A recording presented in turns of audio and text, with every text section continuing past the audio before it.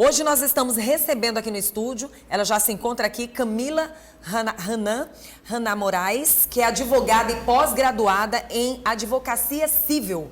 Ela é membro da APAC, está pela primeira vez aqui no nosso programa e veio hoje para conversar com a gente. Você sabe quais são os direitos dos pacientes ostomizados? Se você não sabe, nós vamos tirar sua dúvida agora no Direitos e Deveres.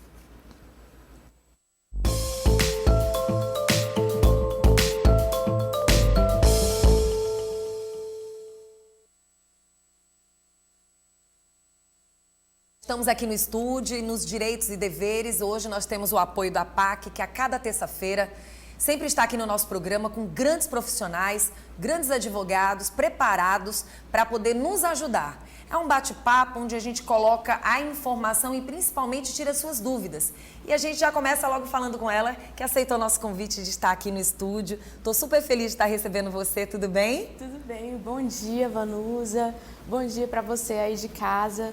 É um prazer estar aqui com vocês e eu espero que a gente possa compartilhar muitas experiências juntos. Muito bom. E a gente já começa logo explicando para quem está em casa e passando as informações para quem está em casa de que uma pessoa que está ostomizada, ela de verdade precisa de um apoio maior. E nesse momento a gente já tenta de uma certa forma chamar a atenção das pessoas que estão assistindo o nosso programa, que estão nesse exato momento querendo entender um pouco mais como é que acontece, quais são os direitos quando o assunto é. Nessa área de saúde, a gente sabe que, às vezes, as pessoas, Camila, elas passam por dificuldade por falta de uma boa informação, né? Isso. Em primeiro lugar, é importante a gente explicar para as pessoas que estão em casa, né? O que é o ostomizado. Sim. Né? Porque as pessoas muitas vezes não entendem esse termo. Então, ostomizados são pessoas que fazem cirurgias para desviar, elas usam equipamentos externos para desviar funções do corpo momentaneamente ou permanentemente. Exemplos são pessoas que fazem traqueostomia para ajudar na respiração, pessoas que colocam sondas na barriga para se alimentar, ou pessoas que colocam bolsa de colostomia ou bolsas para eliminar urina, bolsas para eliminar fezes e urinas, quando elas sofrem lesões no seu aparelho digestivo, no intestino ou no aparelho urinário.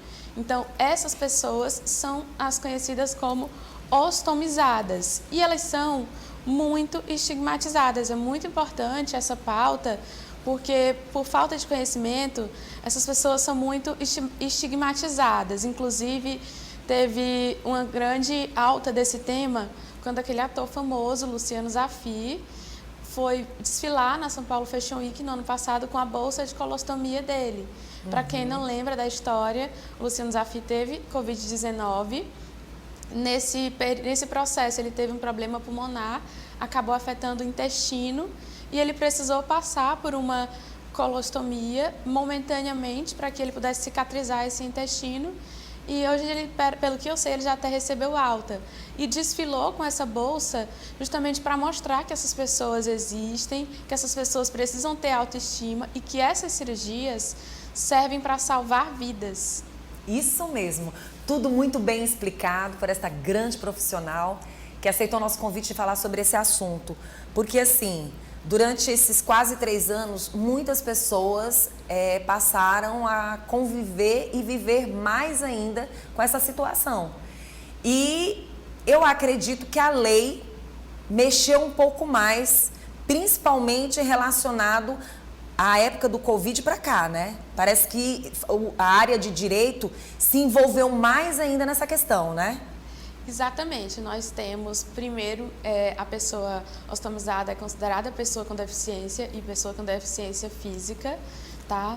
De acordo com os decretos, ou seja, ela tem os mesmos direitos que uma pessoa com deficiência, que é, por exemplo, o meu caso, uma pessoa com deficiência visual. Claro que cada deficiência tem as suas particularidades e cada paciente tem o seu quadro, consequentemente ele vai requerer os específicos cuidados, né? Então, em geral, os direitos são muito parecidos e vão variar dependendo também da questão social. Por exemplo, uma pessoa que precisa de mais auxílio do governo, ela vai poder, se ela tem baixa renda, ela vai ter direito ao benefício de prestação continuada, ela pode ter direito, todos nós temos direitos a atendimento pelo SUS. E esses produtos que o ostomizado precisa, dados pelo SUS, como também políticas de autocuidado. Já se ela tem um plano de saúde, esse plano obrigatoriamente tem que fornecer todos os equipamentos que ele precisa, todo o tratamento e, caso precise trocar essas bolsas, todo esse material de apoio. Se a pessoa trabalha ou trabalhava, contribuinte da Previdência, ela vai ter auxílio-doença ou, caso não consiga se recuperar, uma aposentadoria por invalidez. Já não seria o caso de um BPC, porque a condição social dela já seria diferente. Sim. Se ela tem uma casa, está financiando uma casa, ela pode requerer a quitação desse financiamento, caso você passe por uma ostomia. São muitos direitos, né? Que às vezes a pessoa que está em casa talvez não tivesse nem noção. Né? Por isso que é importante você se informar ou até procurar um advogado. Você pode buscar esse direito através de um profissional, como a gente está aqui com a Camila, que está aqui passando todas essas informações. São muitos os direitos, né? E o que chama atenção, e que eu acho que é interessante também a gente falar, é sobre a questão daquela pessoa que vai ter esse uso permanente ou não. Os direitos são os mesmos? Olha, geralmente a maioria dos direitos são relacionados a pessoas que vão ter esse uso permanente ou a longo tempo. Até mesmo pelo conceito da Lei Brasileira de Inclusão, que se relaciona ao conceito de pessoa com deficiência. Ela precisa ter uma limitação a longo prazo. Ela vai ter que comprovar que verdadeiramente ali é para ficar verdadeiramente com esse apoio total, porque ela vai usar de forma permanente. Exatamente. Por quê? Porque a ideia não é priorizar, é fazer com que essas pessoas tenham igualdade de direitos com as demais pessoas. Então, como essa condição às vezes é estigmatizante, elas sofrem discriminação, precisam de cuidados específicos, elas consequentemente precisam de direitos específicos para que elas possam alcançar os mesmos objetivos que as demais pessoas. Pronto, eu queria que você falasse também a respeito na questão da educação. O que a legislação garante para essa pessoa? Olha, na questão da educação, ela garante a educação inclusiva, tanto com relação a quem está na escola, como também a políticas de autocuidado, de prevenção e tanto com ela como também com relação a toda a família, todos aqueles cuidados e todos aqueles cuidados que elas precisam ter com esses equipamentos e também com o ambiente que elas vivem, já que elas ficam com algumas exposições, né, no corpo. Nessa questão da educação, né, esses direitos que de uma certa forma são garantidos a estas pessoas, já aconteceu casos das pessoas terem que recorrer até vocês porque viram esses direitos dentro da sala de aula ou até mesmo dentro de escolas não serem respeitados? Olha, direitos com relação à pessoa com deficiência e não serem respeitados, infelizmente ainda acontecem. A mim, pessoalmente, no caso de ostomizados, não chegou direito em escolas especificamente. Mas já vi casos, sim, de pessoas precisarem recorrer à justiça porque não estavam conseguindo direitos, não estavam conseguindo os seus equipamentos, as suas bolsas, o seu tratamento digno pelos seus planos ou mesmo pelo SUS. Então, existem formas de denunciar,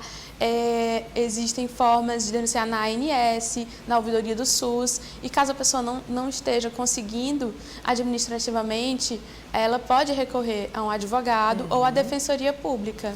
Quando você fala de preconceito, aí me vem... Por que eu fiz essa pergunta para você? Porque eu acho que muitas pessoas, de uma certa forma, acabam ficando mais dentro de casa do que muitas vezes saindo para estudar. Preferem ficar dentro de casa, preferem estudar dentro de casa. Então, assim, é uma oportunidade a gente chamar a atenção dessas pessoas para estarem em sociedade e poderem ter o seu direito de ir e vir da forma como elas verdadeiramente desejam e podem. Porque muitas vezes você não vê as pessoas procurando talvez esses direitos porque elas se sentem mal, muitas vezes com preconceito de outras pessoas, né? E é bom a gente chamar atenção para que você não deixe de estudar, que você não deixe de ter a sua qualidade de vida por estar passando por esse momento ou até mesmo convivendo no dia a dia com essa situação, né? Isso mesmo. A gente chama a atenção não só da pessoa ostomizada, como também daquele nosso representante que está na Câmara, no Senado, nas câmaras de vereadores, na Assembleia. Por quê? Porque a portaria do SUS ela é de 2009 e, como você colocou, de 2020 para cá, essa situação tem ficado mais presente, a gente tem visto com maior frequência e já é um questionamento. Nós temos hoje, nós temos em 2020 no Brasil cerca de 400 mil ostomizados e esse número tem aumentado, segundo dados que eu vi, ele tem aumentado de 10 a 15 mil pessoas por ano. Então essa portaria precisa ser atualizada, é uma queixa dos ostomizados e, consequentemente, a gente precisa fazer políticas públicas, pensar em políticas públicas, tanto para quem cuida dessas pessoas, como também para elas mesmas. E para a sociedade, de modo geral, a gente chama a atenção para que a gente respeite as diferenças, para que a gente respeite a diversidade, para que a gente respeite o que a gente não conhece, para que essas pessoas não se sintam constrangidas em estarem no meio de todos nós.